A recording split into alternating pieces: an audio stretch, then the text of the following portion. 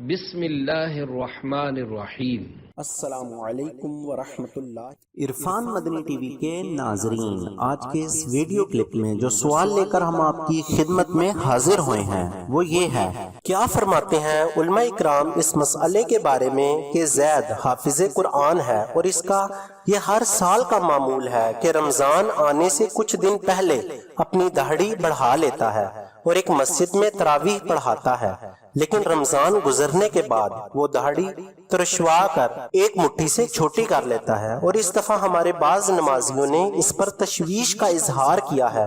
تو آپ اس بارے میں ہماری شرعی رہنمائی فرمائیں کہ اس کے پیچھے تراویح کی نماز پڑھنا درست ہے یا نہیں۔ جواب ملاحظہ فرمائیے۔ ایک مشت داڑھی رکھنا واجب ہے، ترشوا کر ایک مٹھی سے کم کرنے کی عادت بنانے والا فاسق معلن ہے، اور فاسق معلن کے پیچھے نماز جائز نہیں ہوتی۔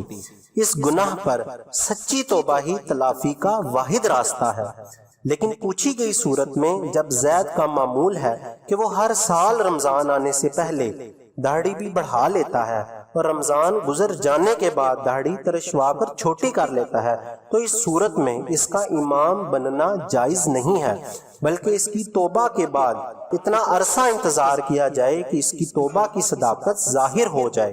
پھر اس کو امام بنایا جائے۔ فتاوی ہندیہ میں یہ ہے، یعنی فاسق جب توبہ کر لے تو اس کی شہادت قبول نہیں کی جائے گی جب تک اس پر اتنا زمانہ نہ گزر جائے کہ اس کی توبہ کا اثر اس پر ظاہر ہو جائے۔ صلو علی الحبیب صلی اللہ تعالی علی محمد صلی اللہ علیہ وسلم۔